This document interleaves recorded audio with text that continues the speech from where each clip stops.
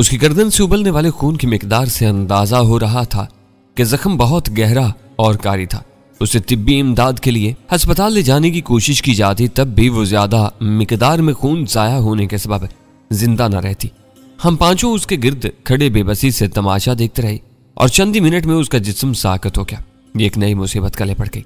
जहांगीर कमजोर आवाज में कहा, अब इसकी लाश का क्या होगा? मैंने बढ़कर नादिया की नब्ज देखी। हाथ गर्म था लेकिन नब्ज खामोश थी। बाएं पहलू को जगह जगह से दबा कर देखा, लेकिन दिल की धड़कनें मफकूद थी। आंखों की पुतलियां ऊपर चढ़ चुकी थीं और अधखुले पपोटों में से मौत की भयानक सफेदी झांक रही थी। वो इतनी तेजी से अपने अलमनाक अंजाम को पहुंची थी कि हम उसे तिब्बी इमदाद के लिए ले जाने की कोशिश करते, तब भी वो फैक्ट्री से गाड़ी रवाना होने से पहले ही खत्म हो चुकी होती। रेशम खान को लाश के गिर्द फैले और जमते हुए खून को बहाने की हदायत करके हम सब ड्राइंग रूम में आ बैठे। जहांगीर को इस मरहले पर पुलिस की फिक्र लाहक होगी। अपने मुशतबा माजी की बिना पर वो हर हालत में इस महकमे से दूर रहने बल्कि बचने की कोशिश करता रहता था। मैं खुद भी पुलिस से दूर रहना पसंद करता था। नादिया की दर्दनाक खुदकुशी ने किसी न किसी हद तक सभी को मुतासर किया था। इस किस्से के बारे में बहुत सी बातें जहांगीर के इल्म में भी नहीं थी, लेकिन वो मेरे मामलात में कभी भी गैर जरूरी तजस्सुस का मुजाहरा नहीं करता था। जो कुछ मैं बता देता वो इसी पर कनात कर लेता था, बकिया बातों को सिरे से भुला देता था। लेकिन वीरा का मिजाज बिल्कुल ही मुख्तलिफ था। वह हर बात में बाल की खाल निकालने पर तुली रहती थी। सैंडोर की क्लब के नाम उसके लिए नए नहीं थे। उसने इनके बारे में बहुत से चुभते हुए सवालात किए, मगर मैं उसे ये बावर करवाने में कामयाब हो गया कि मैंने कभी भी माफिया के लिए काम नहीं किया था, बल्कि उनकी बेकुनी के लिए महदूद पैमाने पर उनकी सफ़ों में शमूलियत इख्तियार की थी और अपने कदम चमाने के बाद माफिया के अहम सतूनों को यके बाद दिगरे गिराता चला गया। सैंडो के कत्ल और की क्लब की मुकम्मल बर्बादी के बाद आखिरकार माफिया का मकामी सरबराह सेठ हबीब जीवानी भी मेरी उस मुहिम का निशाना बन गया था। जहांगीर को रह रहकर यह खौफ मारे डाल रहा था कि उस रेस्ट हाउस में एक फायर के अलावा जिस्मानी चीख भी गूंजी थी और फिर किचन में एक औरत की गर्दन बुरीदा ताजा लाश भी पड़ी हुई थी। मैंने उसे इत्मीनान दिलाया कि बड़ी बड़ी फैक्ट्रियों के शोर में अकलौते फायर की आवाज सुनी जाने का इम्कान बहुत कम था। कोई वो आवाज सुन भी लेता तो उसके लिए यह तयन करना दुश्वार हो जाता कि फायर कहाँ हुआ था। जहां तक नादिया की आखिरी चीख का ताल्लुक था तो वो दहशतनाक होने के बावजूद इतनी बुलंद नहीं थी कि उसे बाहर तक सुना जाता। नादिया की लाश को हम अपने तौर पर भी ठिकाने लगा सकते थे, लेकिन मुझे खुदकुशी के बाद उसकी लाश की बेहुरमती गवारा नहीं थी। वो बेकिरदार और बाजारी अतवार की आदि जरूर थी, लेकिन हम में से कोई भी उन हालात से बाखबर नहीं था जिनसे मजबूर होकर वो गुनाहों की इस दलदल में जा फंसी थी। एसटीएफ वाले नादिया की लाश को खामोशी से गायब करके आबरूमंदाना तरीके से इसकी तजहीज़ तकफीन कर सकते थे। मैंने अव्वल खान को फोन करने का इरादा किया तो वीरा ने जहांगीर के दफ्तर से स्पीकर फोन ऊपर मंगवाने का मुतालबा पेश कर दिया ताकि हर शख्स बराह रास्त दो तरफा बातचीत सुन सके। फैक्ट्री के दोनों फोन नंबरों की बराह रास्त लाइनें ऊपर भी मौजूद थीं, लेकिन वहां स्पीकर फोन मौजूद नहीं थे। इस वक्त तक रेशम खान किचन की सफाई और नादिया की लाश को एक साफ चादर में लपेटने के अमल से फारिग हो चुका था और मशीनी अंदाज में रेस्ट हाउस से बाहर मौजूद था। उसने नादिया की लाश या उस वारदात के बारे में किसी से कोई बात पूछने की कोशिश नहीं की थी। जहांगीर ने उसे नीचे से स्पीकर फोन निकाल लाने के लिए भेज दिया था। टेलीफोन लाइन से स्पीकर फोन मुंसलिक करने के बाद मैंने अव्वल खान के घर का नंबर मिलाया। उसने खुद ही मेरी फोन कॉल वसूल की। थोड़ी देर बाद मैं खुद तुमसे राब्ता करने वाला था। हालात दिलचस्प रुख इख्तियार करते जा रहे हैं। जिम करार की बयान की गई पिछली कहानी में अब तब्दीली की जा चुकी है। इस मौजू पर बात करने से पहले मैं तुम्हें ये बताना चाहता हूँ कि इस वक्त हम यहाँ नादिया नामी एक औरत की लाश के साथ मौजूद हैं। उसे फौरी तौर पर ठिकाने लगाना होगा। मैंने कहा, औरत की लाश? अव्वल खान की तहय्युर ज़दा आवाज उभरी। वहां लाश कहां से आ गई? डैनी के कदमों की बरकत। मुझसे पहले जहांगीर भराई हुई आवाज में बोल पड़ा, ये जहां भी जाता है फसाद और कुछ तो खून शुरू हो जाता है। मेरी सेक्रेटरी ने अपना गला काट कर खुदकुशी कर ली है। हो सकता है कि वो डैनी को पहचान कर डर गई हो। मैंने तुम लोगों की हिफाजत के लिए अपने 2 गार्ड्स फैक्ट्री की तरफ रवाना किए। वो बारी बारी 24 घंटे पहरे पर मामूर रहेंगे। वो जैसे ही पहुंचे उन्हें लाश के बारे में बता देना। वो 1-2 घंटे में लाश को ठिकाने लगाकर वापस आ जाएंगे और बराह रास्त डैनी को जवाब दे होंगे। बज़ाहिर हमें फैक्ट्री में कोई खतरा नहीं है, लेकिन तुमने अच्छा किया कि 2 मुहाफिज रवाना कर दिए। अब हम ज्यादा बेफिक्री से अपना वक्त गुजार सकेंगे। मैंने तशक्कुर से लबरेज लहजा में जवाब दिया। इन लोगों ने थाने की सतह पर सिर्फ इतनी बात बताई थी कि जिम क्लार किसी से मिलने होटल गया था और वापस नहीं आया, लेकिन होम सेक्रेटरी डिपार्टमेंट से सफारती सतह पर की जाने वाली शिकायत में तुम्हें अपने पूरे नाम यानी तनवीर अली उर्फ डैनी से मुलजिम नामजद किया गया है। वीरा को कोई जिक्र नहीं किया गया। उन्होंने एक अलहदा शिकायत में तुम पर इल्जाम लगाया है कि तुमने वीरा लाइड नामी एक अमेरिकन लड़की को हबस बेजा में रखा हुआ है तुम एक बदनाम आलमी दहशतगर्द हो और मुतअद्दिद ममालिक में इनके मफादात को नुकसान पहुंचाते रहे हो। पाकिस्तान में कोई खुफिया सरकारी या नीम सरकारी तंजीम तुम्हारी पुष्ट पनाही कर रही है। इसी की हौसला अफजाई पर तुमने जिम कलार को धोखे से अगवा करके हलाक किया। खूब, मैंने उस तफसील से माजूज होते हुए जवाब दिया। बताने की हिम्मत नहीं की होगी कि मैं जिम कलार को अगवा करके कहाँ ले गया था और उन्होंने इसे बाजियाब करवाने के लिए क्या जतन किए थे। वाज़े तौर पर स्टेशन 4 वाली इमारत का पता लिखने के बाद उन्होंने सामने वाली गली में पाई जाने वाली 3 लाशों से अपनी लाताल्लुकी जाहिर की है। इनकी टीम के साथ इस इमारत पर रेड भी की जा चुकी है। गर्दो गुबार में अटे हुए फर्नीचर और इमारत की वीरानी ने उन्हें हैरान कर दिया। अगर वो ये कहने पर मजबूर हो गया कि शायद डैनी जिम कलार को लेकर पिछली समत से फरार हो गया होगा। सीआईए वाले दोनों चशमदीद गवाह भी बगले झांकते रह गए। उनमें से एक की पिंडली जख्मी थी। वीरा ने एक हल्का सा कहका लगाकर पूछा, कयासराई करने वाले ने यह नहीं बताया कि जिम क्लार्क जैसे ग्रांडियल को उठा ले जाने के लिए डैनी क्रेन कहां से लाया होगा और उसकी गाड़ी कहां गायब होगी। खुफिया सरकारी या नीम सरकारी तंजीम का जिक्र करके उन्होंने अपने शुबहात वाजे कर दिए। वो खुलकर एसटीएफ का नाम नहीं ले सके, लेकिन उन्होंने मुख्तलिफ मुआहदाती और जमहूरी हवालों से पुरजोर मुतालबा किया है कि डैनी के साथ वीरा लाइट को भी उनके हवाले किया जाए। वो वीरा की तस्वीर नहीं फराम कर सके, लेकिन डैनी की एक धुंधली तस्वीर हुकाम को दे दी गई है। हो सकता है कि इन लोगों की अश्कशोई के लिए 2-4 दिन में महकमा दाखिला कोई इश्तिहार भी जारी कर दे। मुझे मालूम है कि तुम लोग स्पीकर फोन पर बात कर रहे हो, इसलिए मैं सभी को बता रहा हूं कि हालात सुधरने तक अपनी नकलो हरकत महदूद रखो। शायद तुमने इन्हीं खतरात के पेश नजर अपने आदमी इधर रवाना किए हैं। वीरा ने पूछा। नहीं, वो लोग अपने तौर पर बहुत तेजी से काम कर रहे हैं। शरफाबाद वाले फ्लैट पर बख्तरबंद एम्बुलेंस के हमले की नाकाम कार्रवाई के बाद इन्होंने दूसरी समत में सरगर्मियां शुरू कर दी हैं। इस बिल्डिंग के मालिक से राब्ता करके उन्होंने सुराग लगा लिया है कि वो फ्लैट जहांगीर के नाम पर है। हो सकता है कि वो आज ही जहांगीर के घर का रुख करें। मैंने वहां भी अपना एक आदमी लगा दिया है जो वहां चौकीदार की जगह ले लेगा।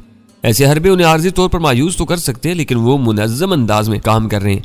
किसी न किसी वक्त जहांगीर की फैक्ट्री का सुराग भी लगा लेंगे। मैंने ऐसी ही किसी सूरत हाल का सद्देबाब करने के लिए अपने 2 आदमी उधर भेजे। उन्होंने फैक्ट्री तक रसाई हासिल कर ली तो 2 आदमी उनको नहीं रोक सकेंगे। अव्वल खान की सुनाई हुई आखिरी खबर ने मुझे तशवीश में मुब्तला कर दिया। बख्तरबंद एम्बुलेंस में छुपे हुए मुसल्लाह हमलावरों का कौन मुकाबला कर सकेगा। वो हर रुकावट को रोन कर अंदर घुस आएंगे। मुझे यकीन है वो बड़े पैमाने पर अज खुद कोई कार्रवाई नहीं करेंगे। इधर की सुनगुन लेने के बाद महकमा दाखिला पर फौरी इकदाम के लिए जोर डालेंगे। सफारती कोशिशों में ऐसी गुंडागर्दी नहीं की जाती, इनसे कुछ भी फायदा नहीं है। वीरा ने बिला तरद्दुद कहा। चिमकलाक शी का नया सरबराह था, उसे उन्होंने सफारतकार बना दिया। डैनी की लड़ाई हेरवन और शी के खिलाफ थी। उसने शी के मफादात पर जरब लगाई और वो शी की जगह अपने कौमी मफादात का जिक्र करके डैनी को आलमी दहशतगर्द करार दे रहे हैं। सफारती कोशिशों और गुंडागर्दी का फर्क तुम्हें मलहूज रखना पड़ेगा। वो जब चाहेंगे अपनी गुंडागर्दी को बेहतरीन सफारती मुहिम जोई करार देकर तुम्हें खामोश हो जाने पर मजबूर कर देंगे। इनसे निपटने के लिए तुम असूलों से चिमटे रहे तो तुम्हारा क्रिया कर्म हो जाएगा। तुम ठीक कह रही हो। अव्वल खान की थकी हुई आवाज उभरी। कमजोर दुश्मन से पाला पड़ जाए तो कहीं भी हद फाजल कायम नहीं की जा सकती। मैंने तुम लोगों को पूरे हालात से आगाह करके अपना फर्ज पूरा कर दिया है। मैं अपनी से कोशिश करता रहूंगा। तुम अपनी जगह चुकन्ना रहो। इन नाजुक हालात में हमें चारों खूंट चौकस रहना होगा। जहांगीर के घर पर चौकीदारी की जगह संभालने वाले आदमी का कोड क्या है? मैंने पूछा। क्यों, क्या तुम्हारा उससे मिलने का प्रोग्राम है? अव्वल खान की आवाज से तहय्युर आया था। फिलहाल यूं ही पूछ रहा हूँ, बाद में मुलाकात का प्रोग्राम बन जाए तो कुछ कह नहीं सकता। हमारा ये ऑपरेशन ब्लड हाउंड्स के नाम से चल रहा है। मेरा कोड BH1 है। जहांगीर के घर जाने वाला BH9 है। वैसे उसका नाम नसीमुल हसन है। वो शायद तुम्हें नहीं पहचानता होगा। उसे पैगाम दे दो कि कोई मुश्तबा आदमी उससे कोई बाज पुरस करे तो तुम्हारे साथ ही मुझे भी यहाँ के फोन पर मुतल्ला कर दे, ताकि हम हर वक्त पूरी तरह बाखबर रहें। मैंने फरमाइश की। ठीक है। उसे चंद सानियों की खामोशी के बाद मुतज़ब्ज़ब लहजे में कहा, इस बार सारा जाल तुम्हारे लिए बिछाया गया है, इसलिए मैं तुम्हें इस ऑपरेशन से बिल्कुल बाहर रखना चाहता था।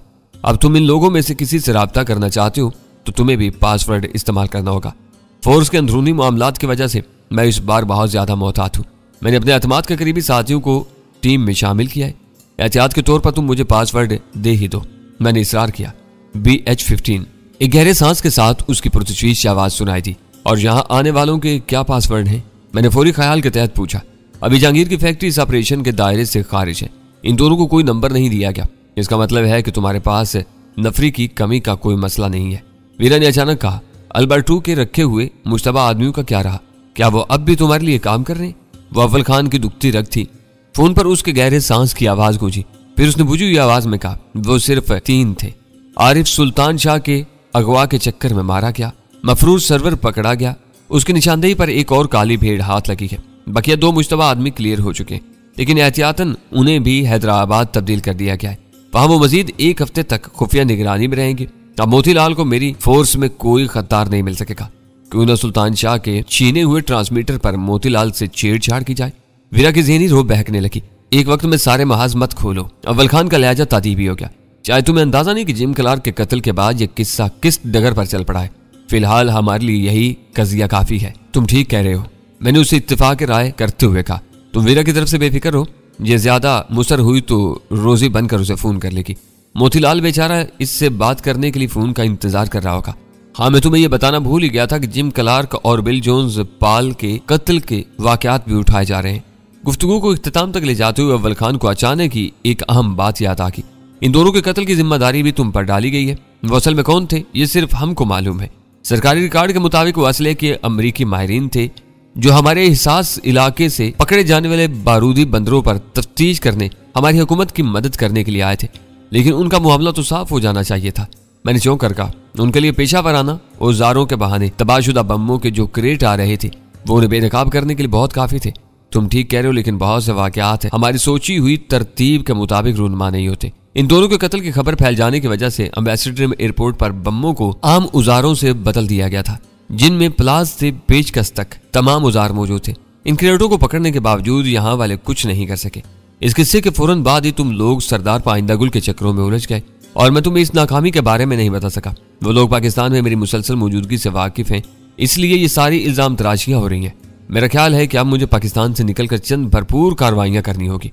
मौजूदा हालात में मैं तुम्हें पाकिस्तान से निकलने का मशवरा नहीं दूंगा। इसी वक्त रेशम खान ने ड्राइंग रूम में दाखिल होकर मेहमानों की आमद की इतला थी। मैंने फौरन इन फोन पर अव्वल खान को खबर सुना थी। इसका ख्याल था कि वो दोनों उसी के आदमी होंगे। अव्वल खान के इमा पर उन दोनों को ऊपर ही बुला लिया गया। वो मेरे शनासात चेहरे थे। मेरे इशारे पर वह स्पीकर फोन के करीब आ गए और अव्वल खान ने उनको नाजिया की लाश के बारे में समझाना शुरू कर दिया। मैंने सिगरेट सुलगाकर गिरदोपेश का जायजा लिया तो गजाला गायब थी। मुझे मुतजस्सिस पाकर सुल्तान शाह ने बताया कि वो ख्वाबगाह में जायजा लेने गई हुई थी। मैं सुकून से सोफे के पुश्तगाह से टेक लगाकर बैठ गया। अव्वल खान ने अपने आदमियों को हदायत देने के बाद फोन का सिलसिला मुनक़ता कर दिया। सर, हम बाड़ी ले जा रहे हैं। अपना तारुफ करवाने के बाद उनमें से एक ने कहा, अपने साथ लाई हुई असले और मैगजीन की पेटी हम यहीं छोड़ देंगे। 1 घंटे के अंदर अंदर हम वापस लौट आएंगे। तुम्हारे पास कौन सी गाड़ी है? मैंने पुरख्याल लहजे में पूछा। मित्सुबिशी गालांट, उसने अदब से जवाब दिया। लाश उसकी डिक्की में समा जाएगी। ठीक है, फिर मैं भी तुम्हारे साथ चलूंगा। मेरा जवाब सुनकर वो दोनों किचन की तरफ बढ़ गए और वीरा मेरे पीछे पड़ गई। वो अचानक मेरी रवानगी का सबब जानने पर मुसर थी। मैंने हवाखोरी का बहाना करके उसे टालने की कोशिश की तो जहांगीर उसकी मदद के लिए वारद हो गया। फैक्ट्री के अहाते में वसी मैदान पड़ा हुआ है। तुम ऊंट की तरह मुंह उठाकर घंटों इस मैदान में दौड़ते रहो तो कोई तुमको रोकने वाला नहीं। तुम्हें मखदूश हालात में शहर जाने की क्या जरूरत है? मैं इन लोगों के साथ चाहूंगा और इन्हीं के साथ वापस आ जाऊंगा। मैं अपनी जिद पर अड़ा रहा। तकरार जारी रही। गजाला भी वापस आकर वीरा की हम नवा बन गई। मैंने हरदर्मी का रवैया अपना लिया। मुश्किल ये थी कि मैं अपने जहन की बात उनके सामने रख देता तो किसी भी कीमत पर मुझे तनहा बाहर न जाने देते, जबकि भीड़ भाड़ की सूरत में काम खराब होने का अंदेशा मौजूद था। मुझे किसी भी तरह स्पाई पर आमादा न पाकर उन्होंने शर्त आयद कर दी कि मैं सबको ना सही कम अज कम वीरा को अपने साथ ले जाऊं ताकि वो मुझे किसी अहमकाना मुहिम जोई से बाज रख सके। मेरे लिए वो तजवीज़ बड़ी हद तक काबिल कबूल थी, लेकिन मैं उन्हें इस तजवीज़ पर पक्का करने के लिए खासी देर तक इस तजवीज़ की मुखालफत करता रहा।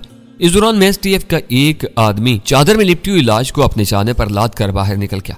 लाश की रवानगी का मंजर देखकर रेशम खान मुकम्मल सफाई के इरादे से किचन की तरफ बढ़ा, लेकिन जहांगीर ने उसे STF वालों की मदद के लिए नीचे भेज दिया। मैं रवानगी के इरादे से उठा तो सब मुस्तरिबाना अंदाज में मेरे साथ साथ खड़े हो गए और अपने अपने अंदाज में मुझे समझाने की कोशिश करने लगे। गजाला बेचारी थक हार कर धमकियों पर उतर आई थी। इस वक्त मुझे हर कीमत पर जाना है। आखिरकार मैंने अपना फैसला सुना दिया। तुम इस कदर मुसर हो तो मैं वीरा को चौकीदार के तौर पर अपने साथ लिए जाता हूँ, लेकिन इसने कोई हमाकत की तो इसकी जिम्मेदारी मुझ पर नहीं होगी। ठीक है। वीरा का चेहरा खिल उठा, लेकिन गजाला की आंखों में शुबहात छलकने लगे। हम लोगों का साजो सामान जहांगीर के दफ्तर में था। भीमगन लेने के लिए दफ्तर में जाने से पहले मैंने अव्वल खान के आदमियों से हथियारों की पोजीशन दरियाफ्त की तो उन्होंने एक लंबी फहरिस्त करवा दी। मैंने उन्हें संदूक में से 3.8 के 2 पिस्तौल और 4 भरे हुए फाजल मैगजीन निकालने की हदायत की तो गजाला एक बार फिर मुझसे उलझ पड़ी। सच सच बताओ कि तुम कहाँ जा रहे हो? सैर या हवाखोरी के लिए इतने गोलियों की क्या जरूरत है? तुम जरूर मुझसे छुपा रहे हो कुछ। एहतियात कर लेने में कोई हर्ज नहीं, मैंने उसे समझाया। इत्तेफाकन कोई बुरी सूरत हाल सामने आ गई तो और बात है, वरना ये मैगजीन इसी तरह वापस आ जाएंगे। वीरा को मेरे सर पर मुसल्लत करने के बाद तुम्हें ऐसी बातें जेब नहीं देती। मेरा वार कारगर रहा और गुलू खुलासी होगी।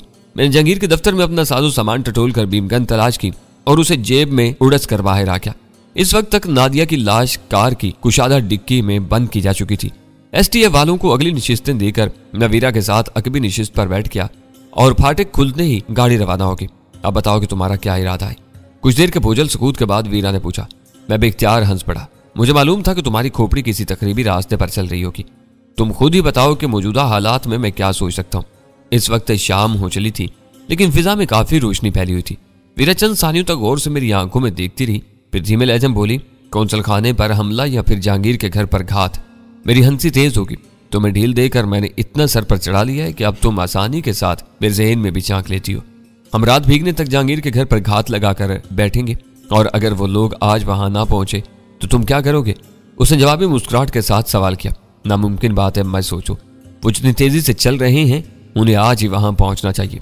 मुझे डर है कि कहीं वो हमारे पहुंचने से पहले अपना काम पूरा करके ना निकल गए हों। मैंने अपने शुबे का इजहार किया। ऐसा होता तो अव्वल खान को खबर मिल चुकी होती। बहरहाल अब तो मैं तुम्हारे साथ हूँ। एसटीएफ वालों ने हमारी गुफ्तगू में कोई दखल अंदाजी नहीं की। कोरंगी से निकलने के बाद मैंने उन्हें डिफेंस की तरफ चलने की हदायत देते हुए ये ताकीद कर दी कि फैक्ट्री वापस पहुंचने पर वो हमें डिफेंस के बजाय सदर के इलाके में उतारने की कहानी सुनाई। हम दोनों ने जहांगीर के घर से कुछ दूर ही गाड़ी रुकवा ली। गाड़ी हम दोनों को उतार कर तेजी से आगे बढ़ गई। हम दोनों चहलकदमी के अंदाज में मुखालिफ समत में बढ़ते चले गए। आपस में बातें करते हुए हम एक लंबा तवाफ करके उस गली में दाखिल हुए जो जहांगीर के घर के सामने गुजरने वाली सड़क से टी की शक्ल में मिलती थी। उस गली में वो मकान वाक़ था जिसमें ली वांग और श्यांग फाउ से हमारा आखिरी मार्का हुआ था। इस गली की खूबी ये थी कि बाएं सिरे पर चलते हुए बहुत दूर से जहांगीर के घर के फाटक पर निगाह रखी जा सकती थी। हैरत की बात यह थी कि उस इलाके की बिजली बहुत तेजी से बहाल कर दी गई थी। रास्ते ही में हमने अपनी हिकमत अमली तय कर ली थी। मैं अव्वल खान के आदमी को अपना पासवर्ड बताकर फाटक से मकान में रसाई हासिल करता। वीरा को पिछली दीवार फांद कर मकान में दाखिल होना था। कुछ दूर चलने के बाद वीरा दाहिनी तरफ फटने वाली गली में मुड़ गई। मैं रुके बगैर सीधा चलता गया। इस वक्त तक जहांगीर के मकान के कुर्बो जवार में कोई मुश्तबा आसार नजर नहीं आ रहे थे। मैंने अपनी रफ्तार कदरे तेज की और सड़क का अबूर करके जहांगीर के घर के फाटक तक पहुंच गया। घंटी बजाने के बजाय मैंने तेज दस्तक पर इक्तफा किया। नया चौकीदार शायद फाटक से लगा बैठा था। मैंने उसके कदमों की आड़ सुनते ही BH-15 के अल्फाज अदा किए और फौरी तौर पर जेली खिड़की खुल गई। मैं लपक कर अंदर दाखिल हुआ और खिड़की खोलने वाले परेशान हाल शख्स ने पट दोबारा बंद करके बुलेट कर दिया। मैंने नागदाना नजरों से उसका जायजा लिया तो उसका शेव कई दिन से पड़ा हुआ था। लिबास मैला और खस्ता हाल था, जिस पर उसने मैली सी चादर लपेटी हुई थी। चेहरे से भी वो मफलूकुल हाल और परेशान नजर आ रहा था। मजमूई तौर पर उसका हुलिया वही था जो जहांगीर के घरेलू चौकीदार का हो सकता था। मेरी चुपती हुई नागदाना निगाहों का मुशाहिदा करके उसके होंठों पर जानदार मुस्कुराहट फैल गई। मैं BH-9 हूँ। मुझे अपने ऑपरेटर्स पर BH-15 के इजाफे की इत्तला मिल चुकी है, लेकिन यह नहीं बताया गया था कि तुम इतनी जल्दी यहाँ तक पहुंच जाओगे। चाहो तो तुम मेरा ऑपरेटर से इस्तेमाल कर सकते हो। मुझे उसका बेतकल्लुफाना अंदाज़े गुफ्तगू पसंद आया। उसका चेहरा मेरे लिए अजनबी था, लेकिन मुझे यकीन था कि वो डैनी के नाम से नावाकिफ नहीं रहा होगा। कराची में STF के सारे ही एहलकार मुझे जानने लगे थे। यहाँ की पोजीशन जल्दी से ब्रीफ कर डालो, किसी भी वक्त कोई आ सकता है। मैंने कहा। पुराने चौकीदार को मैंने गांव रवाना कर दिया है। मकान मुकफ्फिल है, पावर स्विच ऑफ है, बस लान और गेट की बत्तियां जलाई जा सकती हैं। मेरे पास एक खुदकार राइफल, एक रिवाल्वर और एक खंजर मौजूद है। मेरे पास इशारा 3-8 का पिस्तौल है। मेरे साथ एक औरत भी है जो पिछली दीवार फांद कर अंदर आएगी। वो भी पिस्तौल से लैस है। यह ख्याल रखना कि हम दोनों के पास सिर्फ 3 मैगजीन है। यहाँ कुछ हो ही गया तो एक औरत क्या कर सकेगी। उसका लहजा इस्तजाइया था। मेरा माथा ठिनक गया। STF का कोई भी रुकन मुझसे ऐसे लहजा में बात करने की जुर्रत नहीं कर सकता था। मैंने पिस्तौल जेब से निकालकर एक खटके से लोड किया और उससे ऑपरेटर तलब किया। मेरा ज़हन फौरन ही मोती लाल और उसके खरीदे हुए गद्दारों की तरफ क्या था। मुझे शुबा हुआ कि अव्वल खान अपनी सफ़ों में मजीद एक काली भीड़ की निशानदेही से चूक गया था। BH-9 ने अपनी चादर में से हाथ निकालकर ऑपरेटर्स मेरी तरफ बढ़ा दिया। इसका स्विच बंद था और एंटीना बहुत छोटा था। मेरे शुबहात गहरे हो गए। मैंने ऑपरेटर ऑन किया ही था कि वो मेरे चेहरे की तेजी से बदलते हुए तासरात को भांप कर बोल पड़ा, क्या तुम मेरे ऊपर किसी किस्म का शक कर रहे हो? मैंने अपना सर असबात में हिलाकर पिस्तौल से उसकी खोपड़ी का निशाना ले लिया। उसने चादर उतारे बगैर दोनों हाथ ऊपर उठा लिया और एहतिजाजी आवाज में बोला, वजह क्या है? मेरा नाम डैनी है। फोर्स का कोई शख्स मुझसे इस लबलहजा में बात नहीं करता जो तुमने इख्तियार किया है। फौरन ही उसका चेहरा धुआं हो गया और वो खौफजदा आवाज में बोला, माफ करना सर, मैं तुम्हें नहीं पहचानता। सुबह ही मीरपुर खास से बदली होकर कराची आया हूँ। ऑपरेशन में हमको नाम नहीं बस पासवर्ड बताए जाते, लेकिन मैंने अपने बड़ों से तुम्हारा बहुत जिक्र सुना है। मेरे बारे में तुम BH-1 से अपनी तसल्ली कर सकती हूँ। उसका लहजा सच्चाई का गुमाज था। मेरा शुबा दूर हो गया, दिल की कदूरत धुल गई और मैंने अपना पिस्तौल वाला हाथ नीचे गिरा लिया। उसने भी मशीनी अंदाज में अपने दोनों हाथ नीचे कर लिए। अचानक मुझे याद आया कि अव्वल खान ने मुझे उसका नाम बताते हुए ये भी कहा था कि शायद वो मुझे ना पहचानता हो। तुम्हारा नाम नसीमुल हसन है? मैंने उससे पूछा और उसके चेहरे पर हैरत तैर की। हाँ सर, वह तहय्युर अमेज मुसरत के साथ बोला। ये मेरी खुशकिस्मती है कि मुझे कराची आते ही तुम्हारे साथ काम करने का मौका मिल गया। मेरी किसी बात से तुम्हें तकलीफ पहुंची हो तो माफी चाहता हूँ।